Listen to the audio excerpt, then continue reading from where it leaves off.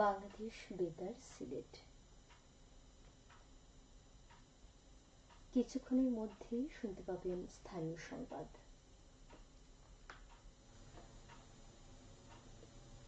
আসসালামু আলাইকুম।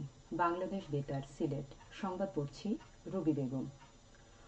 অন্তর্বর্তীকালীন সরকারের খাদ্য ও ভূমি উপদেষ্টা আলী ইমাম মজুমদার বলেছেন, কোনো ধরনের ভোগান্তি ছাড়া কৃষকরা যাতে ধান বিক্রি করতে পারেন সেক্ষেত্রে খাদ্য বিভাগের সর্বোচ্চ নজরদারি থাকবে।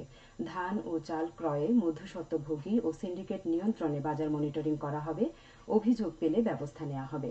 তিনি আজ সুনামগঞ্জের শান্তিগঞ্জ উপজেলা খাদ্য গুদামে সরকারিভাবে ধান সংগ্রহ কার্যক্রমের উদ্বোধনকালে এসব কথা বলেন। এ সময় উপস্থিত ছিলেন জেলা প্রশাসক ডক্টর ইলিয়াস মিয়া। এরপর হাওরে ধান কাটা কার্যক্রম পরিদর্শন করেন খাদ্য উপদেষ্টা। উল্লেখ্য, এবার সুনামগঞ্জে সরকারিভাবে ধান সংগ্রহের লক্ষ্যমাত্রা নির্ধারণ করা হয়েছে 14,645 মেট্রিক টন। 36 টাকা কেজি দরে 1440 মণ ধান সরাসরি কৃষকদের কাছ থেকে ক্রয় করবে সরকার। শব্দ দূষণ সচেতনতা দিবস আজ। শব্দ দূষণের ক্ষতিকারক দিক সমূহ এবং শব্দ দূষণ রোধে করণীয় সম্পর্কে জনসাধারণকে সচেতন করা এবং সরকারের দায়িত্ব ও কর্তব্য তুলে ধরার লক্ষ্যে এ দিবসটি পালিত হয়।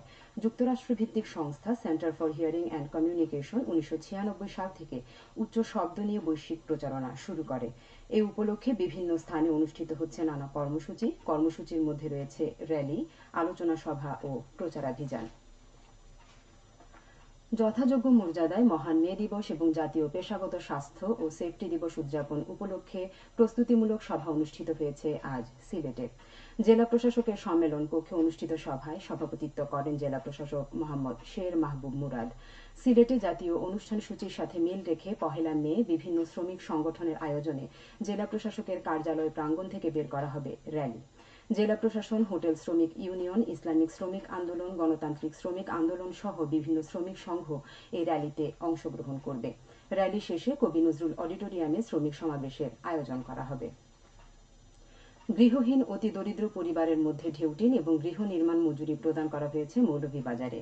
আজ বৃহস্পতিবার সকালে সদর উপজেলা পরিষদ প্রাঙ্গণে প্রধান অতিথি হিসেবে উপস্থিত থেকে এসব সামগ্রী বিতরণ করেন উন্নয়ন ও মানব সম্পদ ব্যবস্থাপনা বিভাগের অতিরিক্ত জেলা প্রশাসক তানভীর হোসেন।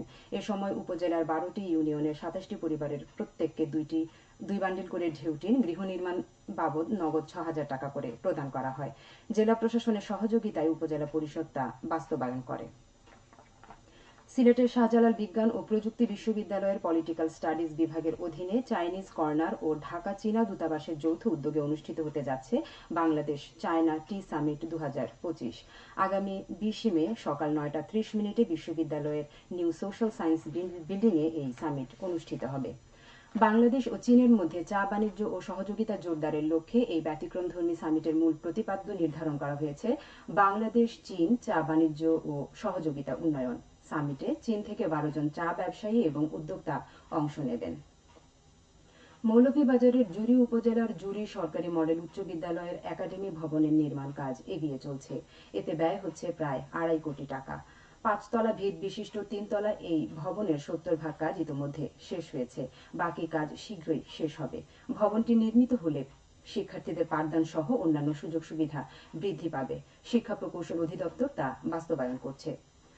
শাহজালাল বিজ্ঞান ও প্রযুক্তি বিশ্ববিদ্যালয়ের অধিকতর উন্নয়ন প্রকল্প দ্বিতীয় পর্যায়ের আওতায় বড় কয়েকটি উন্নয়ন প্রকল্পের কাজ শুরু হয়েছে। এতে শিক্ষার্থীদের আবাসিক, একাডেমিক এবং প্রশাসনিক ভবনের সংকট থেকে দ্রুত উত্তরণ ঘটবে বলে জানিয়েছে বিশ্ববিদ্যালয় প্রশাসন।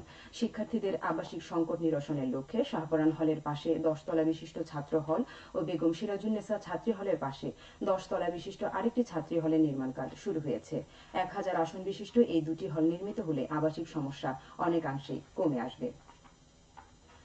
ক্যাথলিক চার্চের প্রধান ভ্যাটিকান সিটি স্টেটের রাষ্ট্রপ্রধান হিজ হলিনেস পোপ ফ্রান্সিসের মৃত্যুতে আজ থেকে আগামী শনিবার পর্যন্ত 3 দিনের রাষ্ট্রীয় শোক পালন করা হচ্ছে। এই উপলক্ষে 3 দিন বাংলাদেশের সকল সরকারি, আধা সরকারি ও স্বায়ত্তশাসিত প্রতিষ্ঠান এবং শিক্ষা প্রতিষ্ঠান সহ সকল সরকারি ও বেসরকারি ভবন এবং বিদেশস্থ বাংলাদেশ মিশন সমূহে জাতীয় পতাকা অর্ধনমিত থাকবে এবং তাঁর বিদেহী আত্মার শান্তির জন্য বিশেষ প্রার্থনার আয়োজন করা হয়েছে। এবারে শুনুন কৃষি সংবাদ। হবিগঞ্জের বাহুবল হাওর অঞ্চলে চলছে কৃষকদের বোরো ধান কাটার মহোৎসব। সোনালী ফসল ঘরে তুলতে হাওরের কৃষকেরা ভোর থেকে শুরু করে দিনভর ব্যস্ত থাকছেন ধান কাটা ও মাড়াই করার কাজে। হাওর অঞ্চলের কৃষকদের আয়ের প্রধান উৎসই হচ্ছে বোরো ধান।